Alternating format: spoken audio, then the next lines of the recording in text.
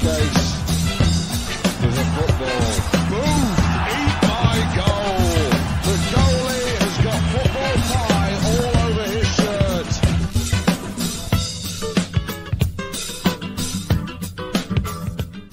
Welcome to this episode of the Down the Pub podcast. I'm your host, Anthony Abbott. On this week's show, we have a returning guest. I think Peter was on the show nearly 2 years ago. So we have a Hfx Wanderers defender, Peter Schaale. Welcome back to the show, pal. Thanks, man. Thanks for having me.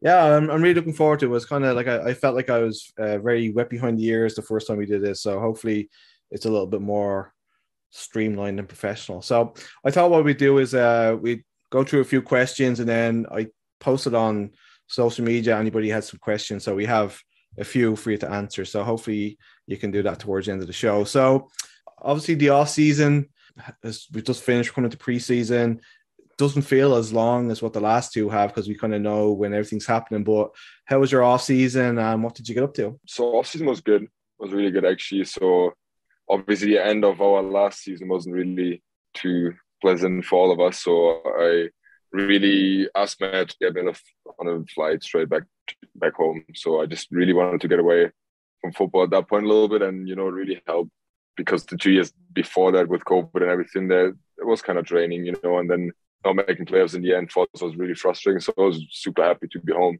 I haven't been home for like 2 years at that point as well, almost 2 years. So I was looking forward. I was just seeing my family, spend time with my family, my friends, traveling a little bit as much as I was allowed to. Obviously, there's still some rules out there as well. But no, it was a great time. Get away from football a little bit. But I actually started missing it pretty quick as well. And then it's kind of hard to just stay fit by yourself. Find that motivation within yourself, and obviously start missing the boys and just your routine. And I just worked a little bit on the side, because all my friends now, they all work or they go to university. Like it's no one like me who's just there and exists and has nothing to do all day. So I thought, why not get a job? And I did some delivery stuff, and that was good to get a little extra money coming in and just do something with my time. How hard is it for you to just switch it off like that, though? I know you said you want to get away from it, but like, are you the type of person who like reflects an awful lot, like where, like if you have a bad game or whatever, that it takes you a while to get it out of your system? Well, like in season, I'm like really, really like self-reflective. Like I think about football a lot. Like you go on a pitch, you train, or you go to a game. And then you go home. It's not like our day of work, I'll say. So it's over. Like we have to do our recovery stuff and lots of other things.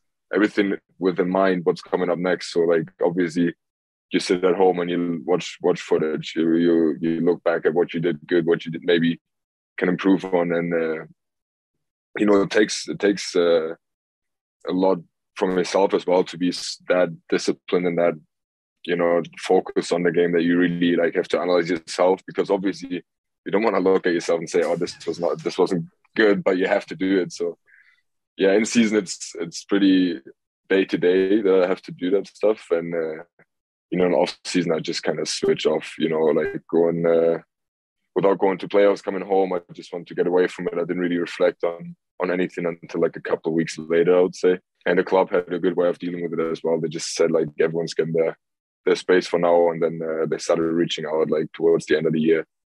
And started having some chats with some players, how the off-season is going and plans for the new year and stuff. So that was good that they let us breathe a little bit as well.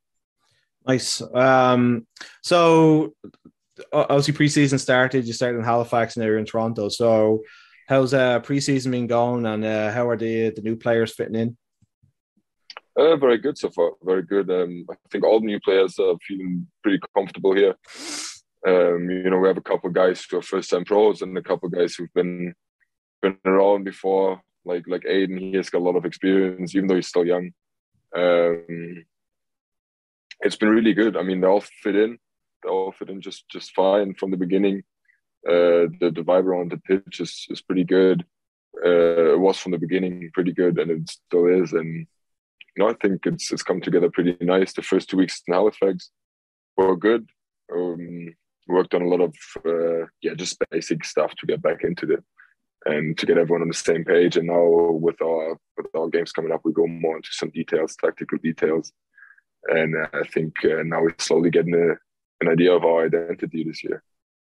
So I had Alex Dorado on the show, and obviously he was like one of the big names that came in. Obviously he's not a player, he's a coach, but how are you finding his style, and what does he kind of bring into the team that's a little bit different? You know, I'd say like he's a typical Spanish manager. Like he can see his passion for the game every day. Like he runs a lot of our sessions, and coach just sits back now sometimes and just watches more, which is good for him as well.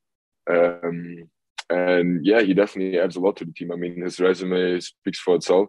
He's been to a lot of good places. He's been pretty much everywhere in the world, and has coached with together with really well-known coaches. So he definitely knows what he's doing, and I think he will bring a lot of structure to the team, and maybe like a different insight for coaches as well.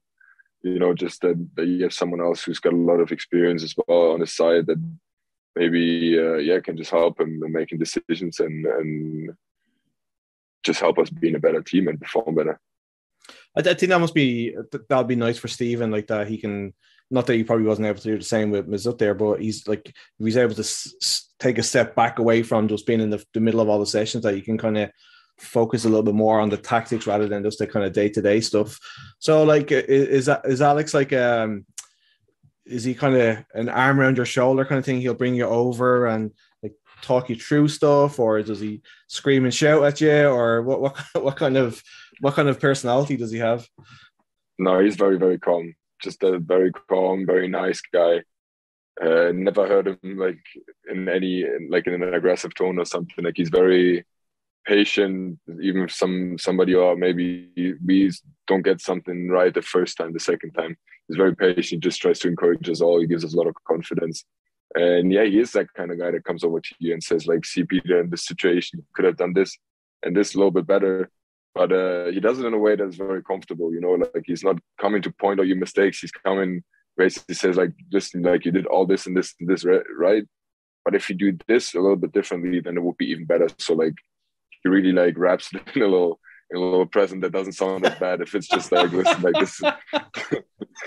I love that. So we've had 2 preseason games already. I think we played the Dieppe from New Brunswick, which was kind of the first one, and then Vaughan, I think, the last one. So obviously we didn't get to see the games because like they're not being televised or nothing like that. But how did the games go, first of all, and how important is it that this year we get those games in, whereas like the last 2 years because of COVID we didn't get a chance to have any kind of preseason games? So obviously the first game against Dieppe or whatever, I don't really know how to pronounce it, was pretty positive. I mean, obviously the standard of the team was pretty far from what we have in the CPL. So I think there was 7-0. It was pretty clear, but you know, it's not about the 7-0 or about winning the game. It's more about implementing things that we work on in practice and really trying to focus on these things in the game and trying to put them on the pitch instead of just finding a solution, scoring a goal.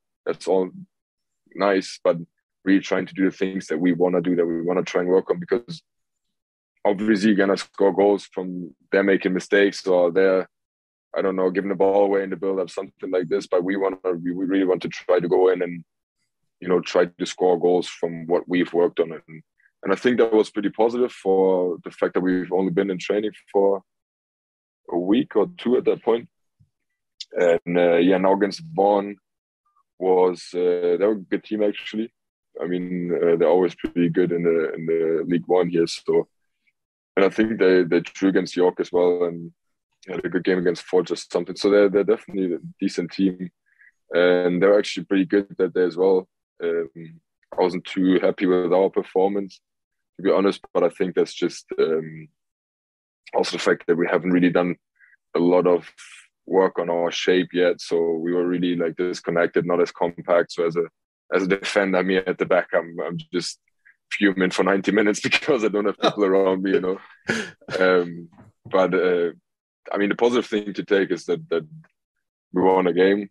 We found a way to win the game, and you know, we have a clean sheet. That's some positive we can take, and the rest we'll work on. You know, there was definitely things we can take from the game, but overall, I think it was kind of like a point where we realized that we still have a lot of work to do before the season, but nothing that's really negative that comes from it, to be honest. So it was pretty good, the 2 games, and now we just look forward. We have another one tomorrow, and hope to put some more good things on the pitch tomorrow that we've been working on.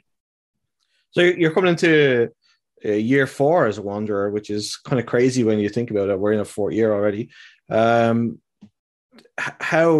much pressure do you kind of put on yourself? Because obviously, like, you're a fan favorite, the fans love you, to bring success to the club. Because obviously, like, we really want, and I think with the fan base that we have, we kind of deserve a championship. Like, how much pressure do you feel yourself, and how much you put on yourself to kind of bring that home this year? I honestly, I don't feel any pressure. I don't put any pressure on myself. I don't, like, I had a time in football where I've been putting a lot of pressure on myself, and I felt like it doesn't really help me in my game. And last year was year 2, because it was the first time that I was injured, really. That I was out, and it was a completely new experience for me. So I put a lot of pressure on me coming back, and it takes a toll on you, because your expectations of yourself are so high that if something goes wrong, like, you're just much hard on yourself. And let's be honest, like, we're playing football. It's a game. It's fun. It's playing with your mates. Like, there's no pressure. Pressure is, I don't know, a dad of a family who has 5 kids, and he has to put food on the table every day, you know, with 60 hours of work a week. That's pressure. You know, we just here to enjoy ourselves. I'll have this year, and then I have an option next year. I'm just trying to enjoy the time with my friends and my buddies to play, and obviously try to be successful at the same time. So I'll make sure to tell everybody here in Halifax that they need to put more pressure on your shoulders and push you. Like, we always say, you know, like, I've talked to Cory about this a couple of times, you know, like, there's really no one that could put more pressure on myself than me, because, like, I expect a lot from myself. I'm just the way I am, and I think a lot of athletes, professional athletes especially, are like that. But the pressure I put on myself is, like, I know what kind of pressure it is. Like, it's nothing, like, overwhelming for me anymore that I say, like, oh shit, like, I got to perform today, and I got, like, and if I don't, it's the end of the world. It takes you to another level of pressure that's probably not good to go into a game like that. You know, you need a bit of freedom. You need a bit of just trust in yourself and confidence. I think that's things that players should be working on more than putting pressure on themselves. So last year, as you mentioned, like, you had your injury and stuff for that. So what did you learn from it? Because, like, obviously we had a lot of games happening. We had injuries all over the team, really. So, like, there was probably, like, a little bit of pressure on you to kind of get back a little bit early, just to kind of get back into the team and help out. But what did you learn from having the injury? Not get injured again. Apart from that. No, it was pretty tough for me, to be honest. Like, people who know me would agree. Like, I'm one of the most impatient people, I think, out there. Like, I hate waiting for things. I hate sitting, you know, like, I know it's not like that, but, you know, when I was injured, I just felt like I'm not contributing because I couldn't contribute on the field. Obviously, I still had a role to play in the team and in the dressing room and stuff, but it just doesn't feel the same. You know, you want to be part of the success and also part of the losses. Like, you win as a team, you lose as a team, but you just kind of lose that connection when you're out, when you're sitting out. And, you know, I think I pushed it last year a little bit too much at the beginning, and I had guys and also physios coming up to me and saying, like, you know, I don't think that's a good idea. You're already out there running and or trying to get into a scrimmage and stuff like that. Where sometimes I learned, like, I just have to listen to other people sometimes instead of just being stubborn and trying to force things. And yeah, I just learned that that's part of the game. And I think that also showed me how quick things can be over. You know, I mean, that wasn't a bad injury. there's way worse injuries, and I came back within a couple of weeks. But never being injured before, you don't even think about it. I never even thought that I would at any point would get injured. And now that it happened, you kind of realize, wow, okay, like it can actually happen pretty quick, and you never know how bad it's gonna be. You never know if you're gonna come back from it or not. So I think now I know even more than before that I should value and enjoy every day that I have in the game, and just try to make the best out of it. It's a great attitude, man. So we have to talk a little bit just about last year. Obviously, we don't want to talk about it too much, but like we were kind of in a really good position coming towards the end of the season. We were kind of fifth, fourth, and then we kind of collapsed a little bit towards the end of the season. What do you think caused that? Like, obviously, we lost to Valor and we lost to Forge. Like, do you think it was injuries or tiredness, or were we just overcautious? What do you think led to to us kind of falling apart a little bit towards the end of the season? I think the tiredness was just a big thing. With all the injuries we had, we couldn't really rotate our squad as much as other teams, or as much as we needed to. I remember leaving for that road trip. I think it was 2 games or 3 games road trip. Well, at least it was definitely Valor and Forge on the way home. We played, and I remember leaving for a trip, and I was talking to Cory, and I was like, Jesus Christ, like I'm drained, like physically, mentally. I'm just at a point where I don't know where to take power from anymore. Obviously, you're motivated and you want to go and win because you're in such a good spot. But at that point, we've already played probably 24 games, and it's been every 3-4 days because of the compressed schedule. So it's at one point it was just kind of overwhelming, I think, for a lot of players, how much it was like the travel. Then we haven't really had time at that point to work on a lot of things on the field and training, because there was no training. I mean, we're playing, then we get a rest day, or we do a recovery day, and we have maybe 1 day to work on a couple of things, but you can't really do too much because everyone's legs are gone already, and you have to go on a plane and then go to a game again. So it's a lot of things we just had to kind of do in theory. And I think it was just a lot of things coming together. Still, I think we could have done better. We should have done better. I think after the bubble, everyone thought, okay, that's going to be a tough ride to get back into those spots for players. And we actually made it pretty close. And then, towards the end, we just lost our form. And you could see it as well, the way we lost the games, especially the Valor and the Forge game was just, a lot of things came down to individual mistakes, just a lot of things that, usually wouldn't happen early on in the season, or when you're at a point where you're peaking, when everyone's focused and healthy and fit. Those are a lot of things that happen when you start to get tired too early. And that I think we just saw that in those 2 games. And then obviously very frustrating that we couldn't bring it home and against Ottawa, because we just had the chance again and then it didn't work out. Yeah, I the Ottawa game was kind of like a one-off, kind of like take or leave it kind of thing, and I think that we'd already probably lost our playoff spot before then anyway. But the club has brought in the off season, they brought in a lot more backroom staff. They brought in a mental.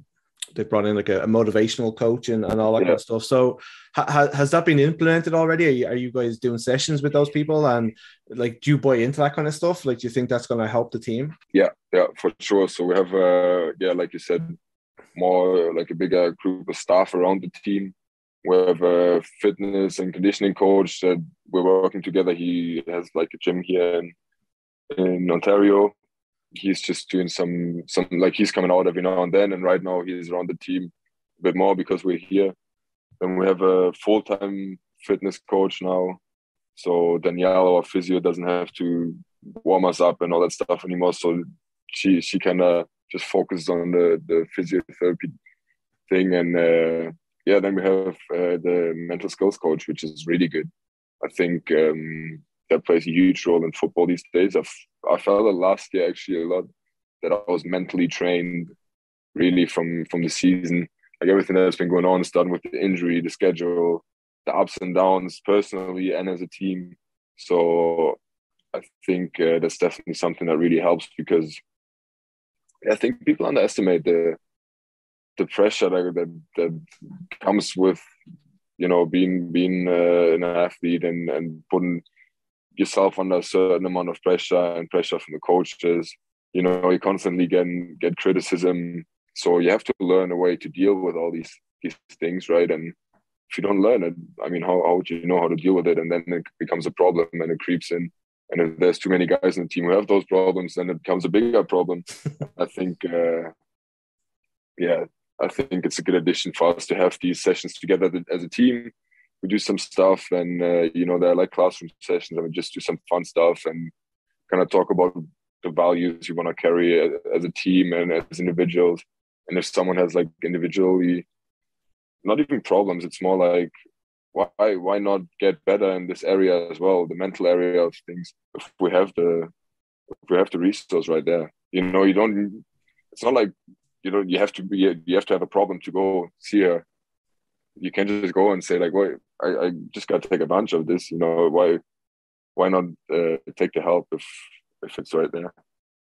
That makes a lot of sense, and I think it's something we definitely needed, and it just the club just feels like it's just getting more and more professional. Like that kind of stuff just fits into I think where the club's going and where we kind of need to go. So another question I had for you, like, was just last year, as you mentioned, with injuries, like not just yourself, like James was late arriving and then he caught COVID, and then Matteo was playing alongside you, he got injured, Maury got injured, Jake Ruby got injured and stuff like that. So for yourself, like, how difficult is it, like, when your defensive partners are chopping and changing so much like that? Like, how hard is it to get that kind of understanding and flow? Because like in the Island games, it was basically just you and James, right? And you kind of had that that understanding. So how hard is that to focus and build those relationships so quickly?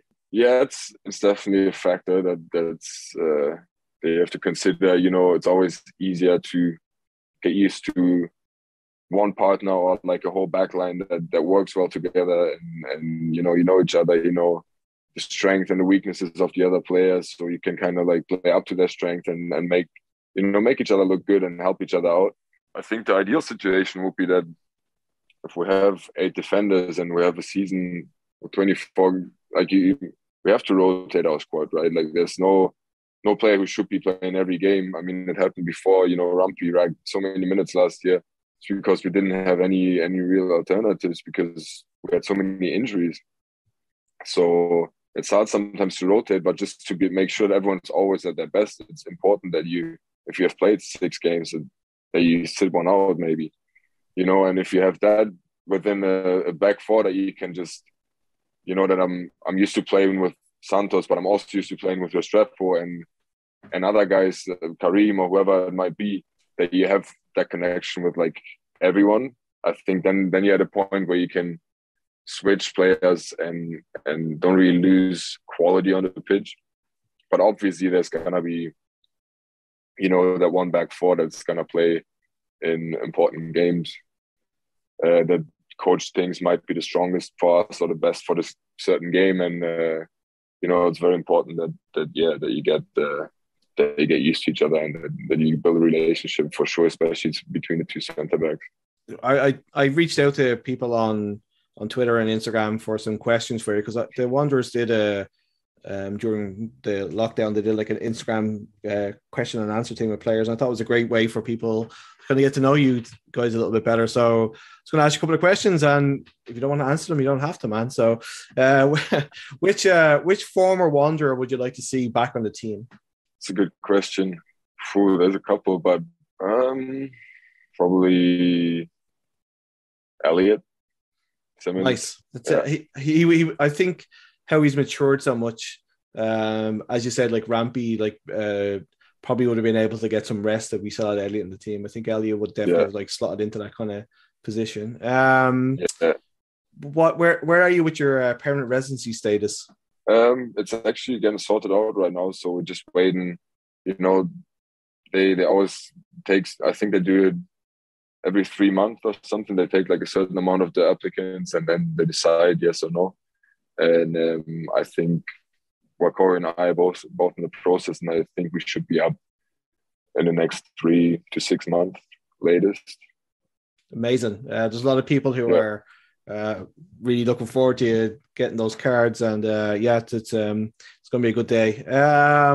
What are your after people? This makes you feel like you're about 35, but what are your after football plans? It's not a bad question. Those are definitely thoughts that are on my mind sometimes as well. I definitely want to stay in the game. I think, I don't put a lot of pressure on myself about it, but I definitely want to stay in some sort of capacity as a coach. Probably, I did my coaching course now, and we started now a little gig with the training, with the coaching thing in Halifax. That's something I definitely want to do. But I don't know, whatever makes me happy, man. Like I'm pretty open to the world. Like I know I want to travel, I want to see the world. But whatever makes me happy in the end. Like I'm not out here to just bag money or just my mindset is more on seeing the world, enjoying my time here, and just finding happiness. That's awesome. See here, you've been here since day one. What changes have you seen at the Wanderers, good or bad?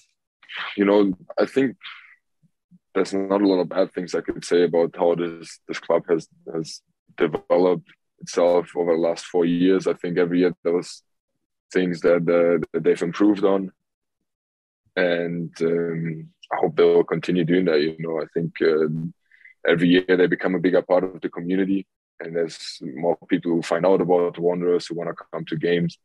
And now that the virus is slowly backing off, I hope so. It will be normal again in the stadium. Like we had last year a couple of games as well where it was full, but it will just be nice that it's just going to be a normal thing. And with all the adversity the club had to face, obviously a new league, then with COVID and everything, it's not easy. Also from a financial standpoint, then you have 25 guys sitting here who like to complain and about this, about that, and I want this and I want that, and that's completely normal. I mean, that's everywhere in the world, but I think for that fact they're conducting themselves really fairly good, and they help us, they make us feel very home in Halifax, and I'm happy here. Words of advice for upcoming Canadian players. What the one advice I like, because I experienced firsthand, is just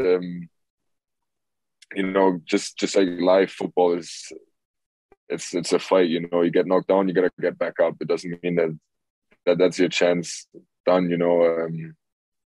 Just because one door closes for you because something doesn't work out, and maybe going to a certain club, going to a certain university, whatever it might be,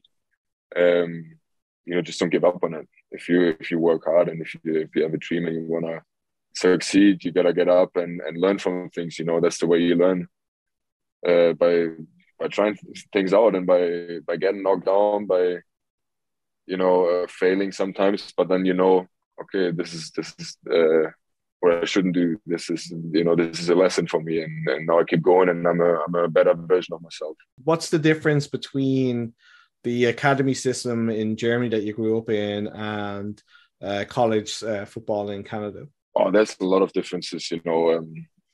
Obviously the style of football is very different. In Europe it's more tactical and technical, while here it's more based on athleticism, I would say. Which is normal, because obviously in Europe you've had a culture since 200 years, and it's only been really around in Canada, I don't know, for like that there's academies and whatnot, maybe for 20 years now, 20, 25, I don't know. So I think that's definitely a big one. But other than that, I think what I like here is that people are they're just calmer, So in Germany, there was a time as well in Germany when I was in the youth system where coaches put a lot of pressure on you, even when you're only 14, 15, 16 years old. And, there's no room for mistakes, where like I came here, working with Dino first, who's English himself, but, he's kind of adapted to a Canadian way. And some things, I guess, he's just putting so much confidence in me, instilling so much confidence in me. And then with coach here with Steven, it was the same thing. You know, there's space for mistakes, and they're not gonna rip your head off if you do.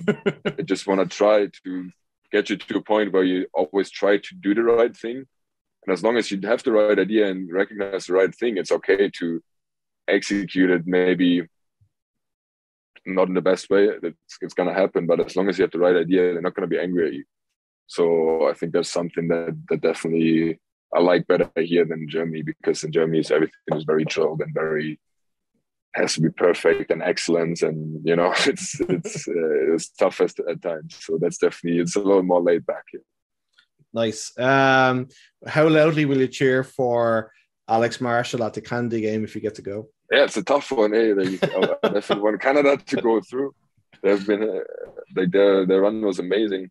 I think they put them on the map all over the world right now, and for football, you know, even in Germany they're talking about the Canadian national team. I think most of them didn't even know they had one. So I'm definitely hope, you know, it's a tough one. I love for Marshall to have a good game and show himself and be able to prove himself at that level as well. So I hope the best for him. Hope the best for Canada. I hope everyone's happy in the end. Yeah, hopefully he scores like a consolation goal or something. Who's your favorite player to play with on the team right now? To play with? Yeah. It's tough. I mean, there's a lot of players I like to play with, but if I had to pick one, probably Joao, because he scores. I like it. But you know, Rumpy is a good one as well, because Rumpy can dictate a game. He can dictate a game, especially in practice. You know, we just found out that usually, I think when you're in the end, it's a scrimmage when you're on Rumpy's team, you usually win, because you just get more possession and he just dictates a lot of the game. He's an incredible footballer. I love watching him play, and I think he's kind of a little bit undervalued in the league, because I don't think because he's in that position that it doesn't show off an awful lot. It's kind of like, you know, you're kind of doing sometimes it's harder to do the little things. And I think he does the little things really, really well. And I don't think people kind of appreciate that as much as they should, because I think he's really the engine for our team. 100%. If you look at the stats, you know, like stats is like the big thing in North America that everyone likes to look at, but in the end they only look at assists, goals, and whatnot. But there are all the other stats that just show that he's doing so much dirty work in the midfield that people don't really recognize, especially people who maybe just go watch football on a Sunday and don't really know too much in depth about the game. But he is that kind of player for us. You know, he's covering so much distance and winning so many battles, and he's super important for us in the midfield. No question. Dave Finlayson asked you this one. Has anybody megged you in training yet? Yeah, Cory actually. The first week. That's not amused, but welcome back.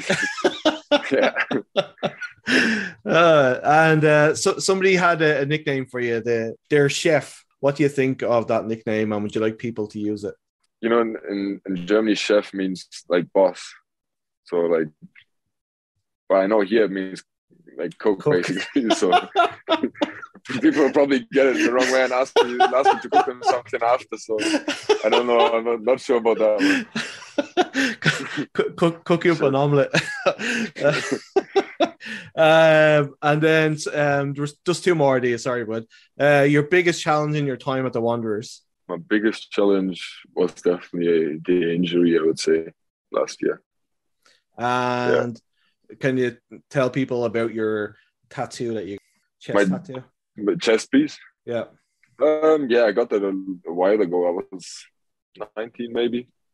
I got it. It's basically like an old school style tattoo. It has like the old school woman, old school gentleman, all compass in the middle, and some roses and clouds around. You know, I have a couple different things. You know, tattoos for me are not really. When I got it, I just really liked the look of it. I liked the symbols. I liked what they meant, but I didn't really have like put it all together. But you know, just reminds me of things. You know, the old school gentleman stands for like, you know, typical old school things like bravery and and loyalty and things like that. And yeah, those are just things that I see in it. But it's not like I look at it and it reminds me of like a certain thing. That's why I got it. Like it's more like I like the symbols, I like the look of it, and the rest is whatever I see in it, I see in it. You need you need to work on the story for that tattoo, man. You need to come up with some, just make it up. Just like it was just, I got lost somewhere, and something crazy happened to me, and I got inspired for this tattoo. So just the last little bit of the show here. You kind of just touched on it there a little bit about after football, you want to kind of get into coaching. And I know that yourself, Cory, and Christian have set up a new coaching company or a scheme. I don't know what way to say it. It's called Harbour Front Elite. So can you tell us how the idea came about and kind of like what it's all about? What's the deal? So we had the idea for a while, actually, probably for we started talking about it in PI at the Island Games. So it's been a while that we talked about, and we always knew that there's definitely like a niche that we can kind of step into there, because we know there's a lot of clubs in Halifax for the youths to go and train and play, but we want to just be that a place they can come and just work on the little things, the details, the finishing, the technical stuff, and work in like smaller groups, and for whoever wants to get better, wants to work on little things, and enjoys working with us, is welcome to come and train with us. And obviously it's also a little gig on the side for us to maybe build something here. We never know how big it's gonna grow, how many kids want to come, and you never know what's gonna come out of it. We definitely want to kick it off, do our part in the community as well. I think it's also something that we're all very passionate about, and we're just looking forward to get some faces out there and start coaching. And that's pretty much it. We have so much free time on our hands when we're here. Usually we're done with our days latest at like 2, 3, and then we have the evening off. Obviously there are days we have to rest and recover and other things to do, but it still leaves you with like 3-4 nights a week where you just we have time, and why not invest that time in something that is profitable for us, for the kids, and for our future and their future.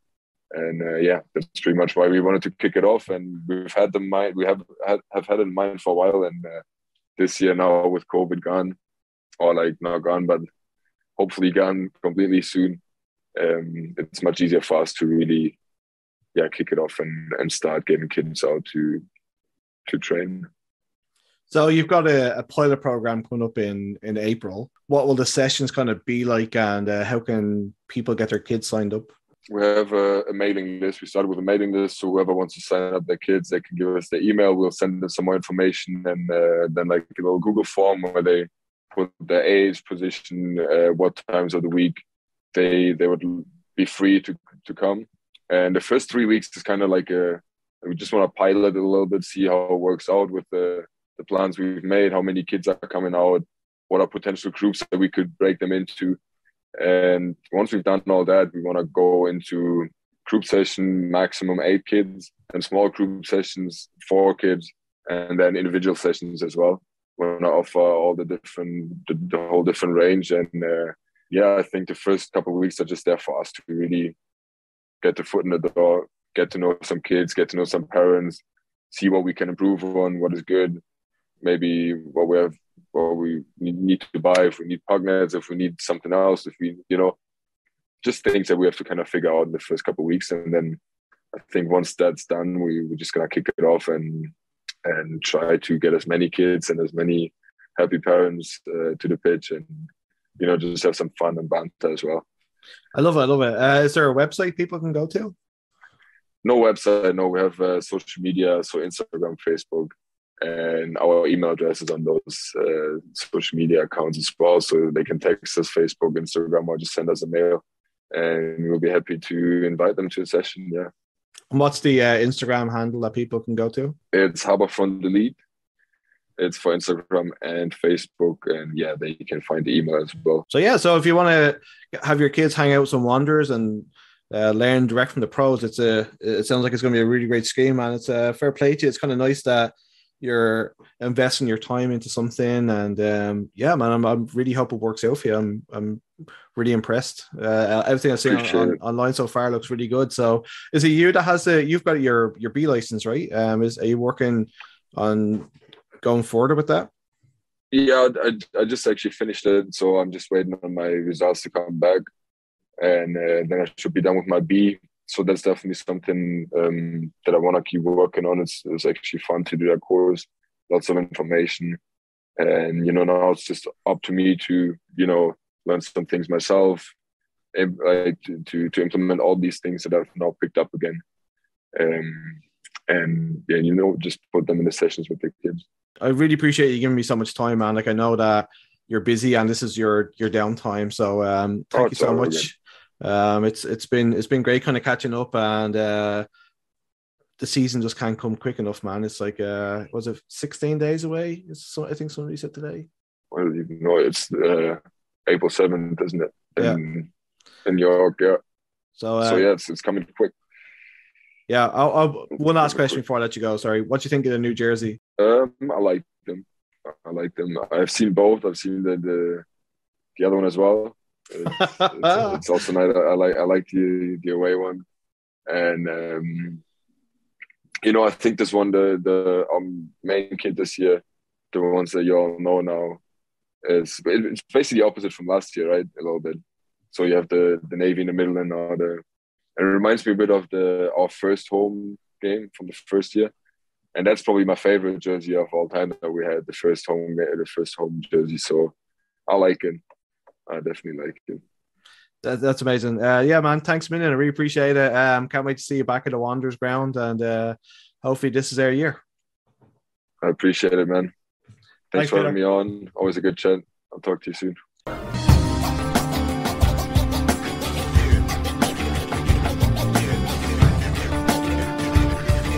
Folks, please. Right, folks, please. Time to drink up, folks. Get out. Out to fuck.